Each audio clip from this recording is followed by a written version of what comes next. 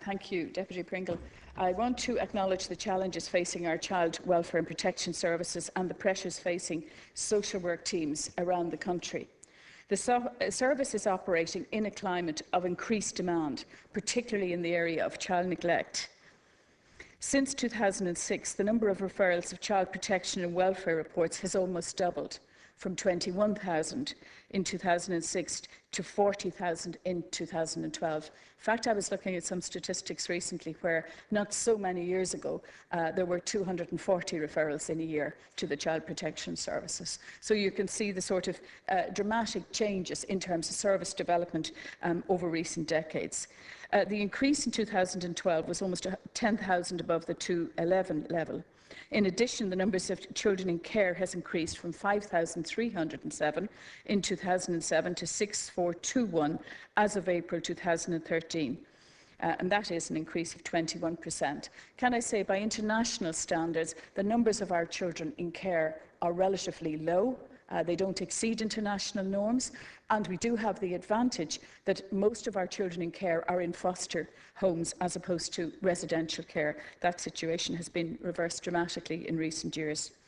The latest HSE employment census indicates that the number of whole-time equivalent social workers employed in the HSE and Children and Family Services area was 1397 at the end of June 2013. There has been some reclassification because of the changes in the Child and Family Agency. Child welfare and protection services, to answer your question, have been faced with particular challenges over recent months, arising from a high number of vacancies due to maternity leave and, to a lesser degree, sick leave. In response to these pressures, a new panel of professionally qualified social workers was established, which was a very good initiative, in June 2013 to allow for the filling of vacancies in social work teams.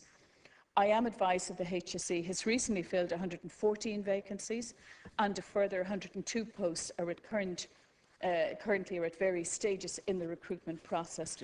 And also, Haddington Road has implications in terms of revised work practices, flexible working arrangements, and other initiatives. Okay, Cahill, can I just say that the moratorium does not apply to social work posts? Thank you, Minister. Deputy Pringle. Thank you, I'd like to thank the Minister for her response. And just if I could pick up just on your final comment in relation to the moratorium not applying to social work posts, it begs the question then, why is there so many vacancies there and why are maternity leaves not being filled? And I think the reason is because probably local health managers are taking decisions not to recruit in order to keep the budgets down. And I know as well in the health services that physiotherapists aren't included in the moratorium, but in Donegal the decision has been taken by local management not to recruit in order to keep costs down. And I think it's a very serious situation when you see that over 4,000 children are waiting for over 3 months or more for their cases to be dealt with and for a social worker to be assigned. And while there is recruitment taking place, and you've outlined the figures, the Social Workers Association recommend that there could be something like about 2,900 social workers required to deal with the caseloads that they have.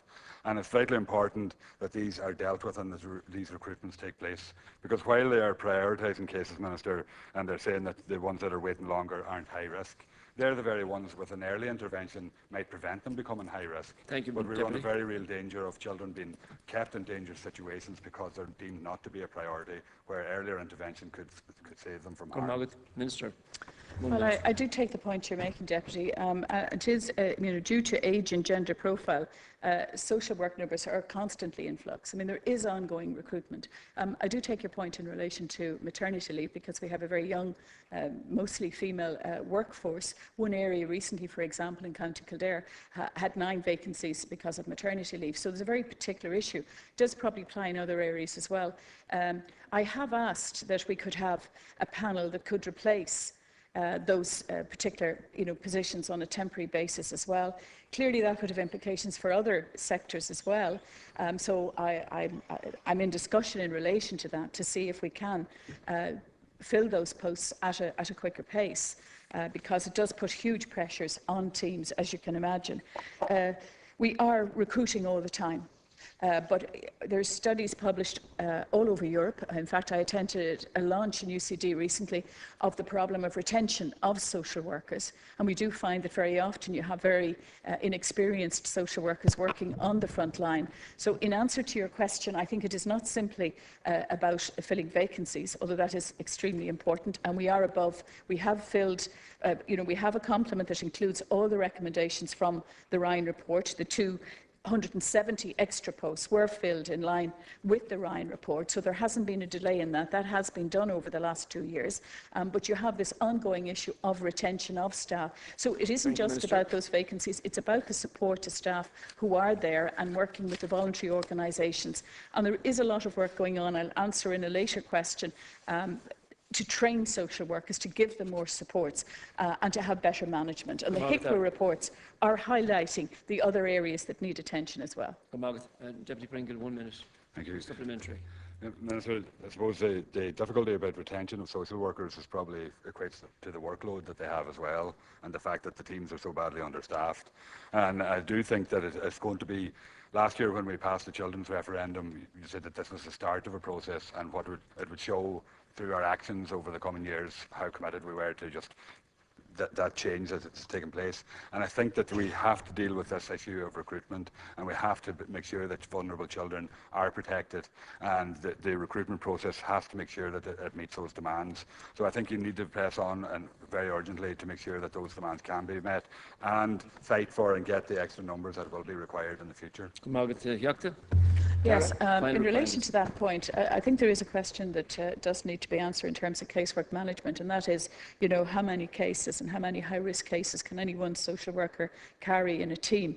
And just to inform you, Deputy, there is a review of the social work caseload currently underway, which is involving both management and staff union input. And I eagerly await the results of that to see precisely what is being said about the current caseloads that Irish social workers are carrying, and where we need to go in terms of whether it is a question of extra resources, extra social workers, or what are the best ways to handle the demands that have been made upon them. But this morning I attended the Children's Services Committee's day-long networking event.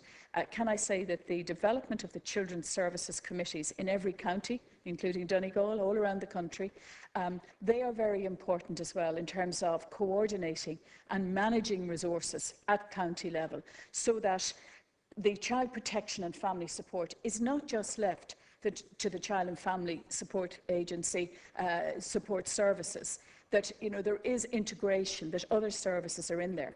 And if a case isn't allocated within a social work team, it does not mean that that family are not getting a social work service from other organisations, other family support, family resource centres in an area. Thank you, Minister.